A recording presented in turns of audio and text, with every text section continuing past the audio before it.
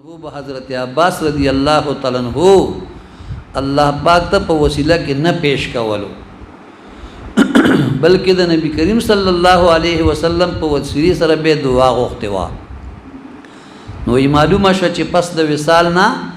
په نبی کریم صلی الله علیه وسلم یا په نور انبیاء کرام علیهم الصلوات و تسلیمات باندې وسیله نیول ثابت ندی جایز ندی مونږ داغي جواب امید دي چې تاسو به مطمئن شئ خو کلګ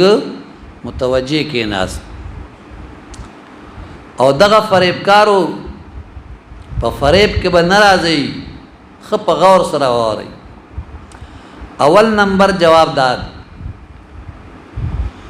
چې حضرت عمر رضی الله تعالی عنہ د نبی کریم صلی الله علیه و آله وسلم امت ته پدې کې یو زبردست تعلیم ورک چې دوی ته دا اندازه ولګي چې د نبی کریم صلی الله علیه وسلم وسیله پیش کول دا وی مبارک دنیا ته د تشریف اورین مخ کې هم جایز وا او په حیات ظاهری کې هم جایز وا او تر قیامت پورې هم جایز دا خاصه د خلکو دا خیال راشي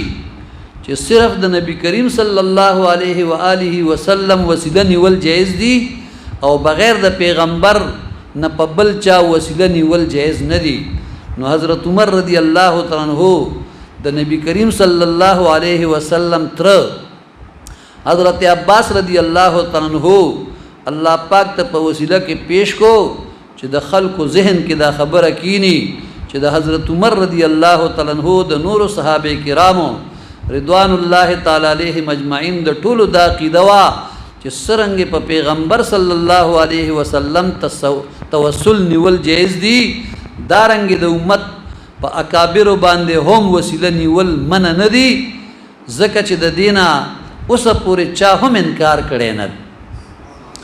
نو دې کې امت د پاره یو ډیر لوی تعلیم پروت چې حضرت عمر رضی الله عنه د اشکال ختم کو چې د خلکو ذهن کې دارانه شي چې بس صرف په پیغمبر به وسیله نسی په بل چا به نه نسی نو زکه هغه مبارک لګی شو او حضرت عباس رضی الله تعالی عنہ الله ته په وسیله کې پیش کو چې د خلکو ذهن کې دا خبره راشي چې د پیغمبر نه علاوه بل څوک هم الله ته وسیله کې دیش نو اس مطلب داري چې د دې خبرې نه تر اوسه پوری چا انکار نه کړي سوای د گمراه ډلې نه الله موږ د گمراهانو د ډلې نه محفوظ وساتي دویم نمبر جواب داد چې اوس به موږ راشو خپل خبره کریم صلی الله علیه وسلم د وصال شریف نه پس هم په دوی مبارک باندې توسل شوه دی او دا خبره چې د نبی کریم صلی الله علیه وسلم صحابه کرامو پس د وصال شریف نه نبی کریم صلی الله علیه وسلم الله ته په وسیله کې نه دی پیش کړي دغه خبره غلطه ده راځي موږ به وګورو چې صحابه کرامو رضوان الله تعالی علیهم اجمعین پس د وصال مبارک نه د نبی کریم علیه الصلاۃ والسلام الله تا د مبارک په وسیله کې پیش کړي دي او کنه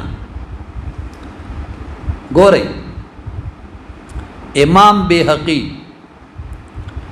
په دلائل النبوت جلد نمبر 6 صفحه 167 او امام جلال الدین سیوطی رحمه الله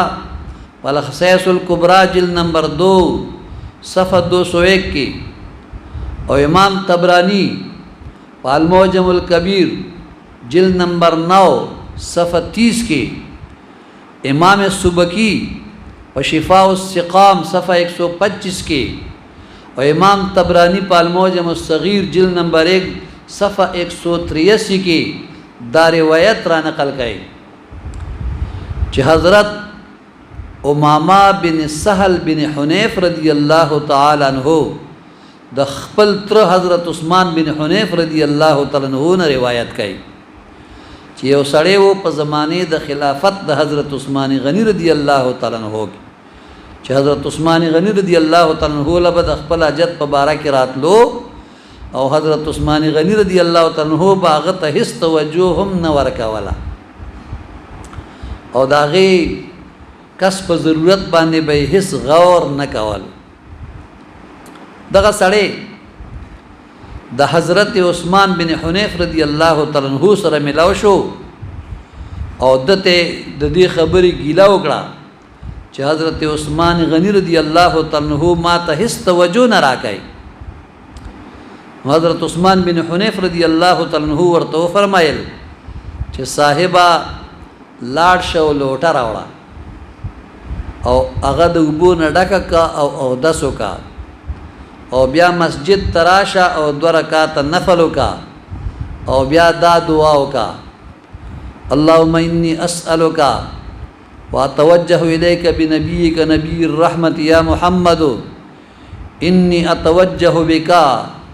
الی ربی فتقضی لی حاجتی. دا دعا وایا څنګه چې عثمان بن حنیف رضی الله تعالی عنہ لیدلی چې نابینا صحابی ته نبی کریم علیه السلام دا دعا خو درې وا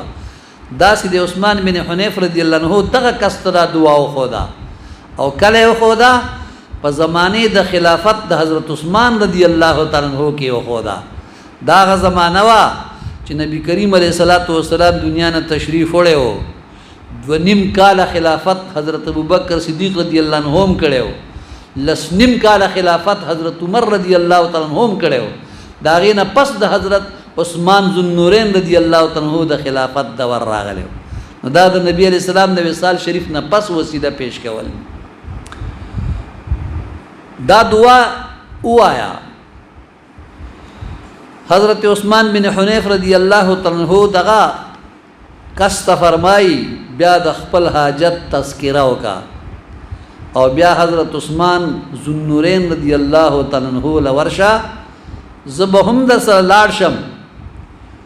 نو دی حضرت عثمان رضی الله تعالی عنہ لبوتلو او خپل تن لاړو. دغه عملو ک داغه نه پس ور سره لاړو دا دوه ویلا چې کله حضرت عثمان رضی الله تعالی عنہ لاړ نو حضرت عثمان غنی رضی الله تعالی عنہ د ځان سره په چټای باندې کینول. دا ما کسو چې د سره توجه به ولا نه ورکواله د حاجت به نه پورا کو زکا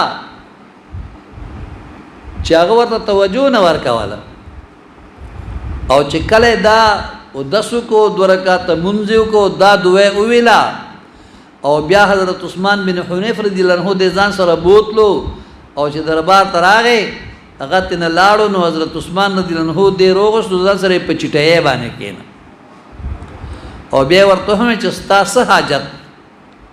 نو دو ورته خپل حاجت بیان کو حضرت عثمان رضی الله عنه ورله زر اغه حاجت پورا او بیا ورته فرمایل چې تا ولې تر اوسه پورې ماته نه وي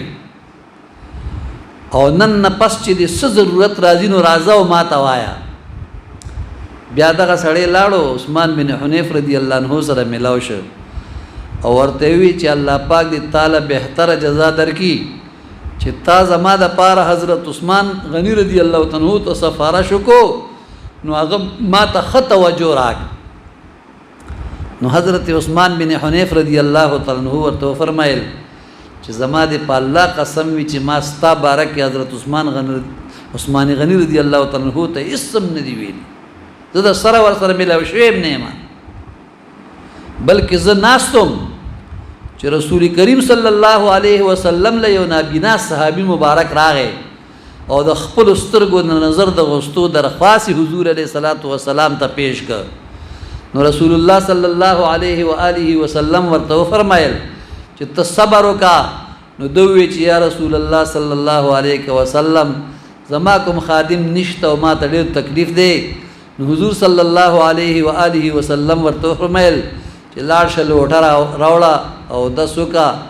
او بیا ورته دغه دعا وخوله. مونږ ناستو لږ وخت لا تیر نه و چې دغه نابینا صحابي رضی الله تعالی عنہ واپس راغی او سترګې داسې جوړې شوې چې گویا د سترګې کلم لندې شوې نه وي. نو ستا د حاجت ته چې عثمان غنی رضی الله تعالی عنہ توجه ورکا دا دغه دعا برکت او پدې کې د رسول الله صلی الله علیه وسلم توسل ذکر شوی او داغه مبارک وسیله پکې پیش کړي شوی. کچری د وصال مبارک نه پس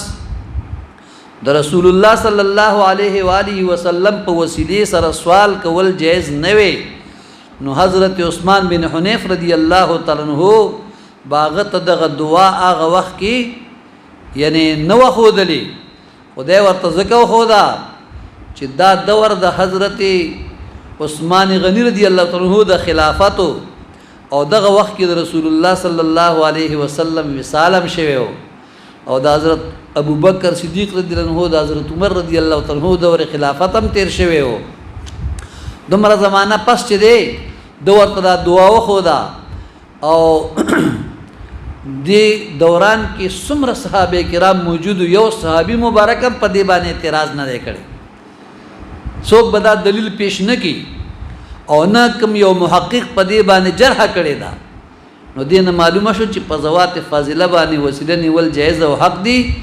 خوا کا ذات فاضل د پیغمبر علیه صلوات و سلام وی او که په حیات ظاهری کې وی او که پس د وصال نوی او که نور زوات صالحین د امت اجابت وی په ټول وسیله نیول جایز او ثابت دی سبحان الله اوس د دې په ضمن کې چند واقعات پیش کول دا ضروری ګڼم الله پاک دې زموږ لپاره مشعل راہ وګرځي امين وای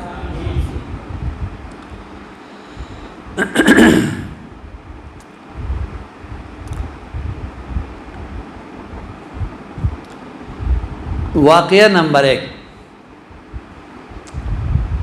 ابن عساکر حرف الصاق ذکر من اسمه ثابتن جلد نمبر 11 صفحہ نمبر 104 باندې لیکي چې ابو قاسم احمد بن ثابت بغدادی رحمت الله تعالی علیہ فرمایي چې ما په مدینه منوره کې یو سړی ولیدو چې هغه د عقاید او جهان صلی الله علیه و آله وسلم د روزي مبارک سره نږدې د سحر اذان وک کله چې دغه مؤذن دغه سړی الصلاة خیر من النوم اوی نو د مسجد نبوی صلی الله علیه وسلم د خادمینو نه یو خادم راغی او دغه اذان کون کې په مخ باندې یو سپیړه اوه هغه مؤذن په جړاش او رسول الله صلی الله علیه وسلم ته فریاد او استغاثه وک او ویل چې یا رسول الله صلی الله علیه وسلم تاسو په موجودګۍ کې د خادم ما سره داسې وک څنګه چې د فریاد کول ختم شو نو التپ خادم باندې سم دستی فالج اٹیکو اچھا چې دل سپیړه ور کړی وا پاغه باندې د فالج مرض اٹیکو خلق هغه خادم چت کو کور ته یوړو لیکن درې ورځې پس هغه خادم وفات شو هغه خادم درې ورځې پس مړ شو ولی د مؤذن حضور علیہ السلام ته استغاثه وکړه فریاد ورته چې ما خو تاسو په مسجد کې اذان کوو دلاله په مخ سپیړه را کدا سي را سره نو رسول الله صلی الله علیه وسلم په ډیر غیرتی ذات بس د فریاد ختمې دل اول ته په خادم باندې فالج اٹیک راتله او بیا نورم نه پای درې مرض باندې بیا مړم شو دویم واقعہ طبقات الکبرى جلد نمبر 2 صفحہ 95 کی دا واقعہ نقل کئی چې د حضرت شمس الدین حنفی رحمت الله تعالی علیه یو مرید چرته په سفر باندې روان یو غل راغی او داغه په سینه باندې کې ناستو او داغه د حلالولو کوشش وکړ دغه مرید پر لکه وی چې یا سیدی محمد یا حنفی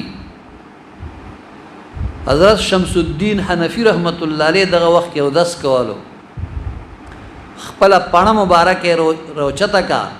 او په هوا باندې وښتا چې هغه پڼه مبارکه لاړه او دا غل په سینه باندې ولګیدا اغل बेहोश پریوتو او الله پاک هغه مرید ته داغه نجات ورک سموده پس هغه مرید د مبارک دربار کې حاضر شو او هغه پانه مبارک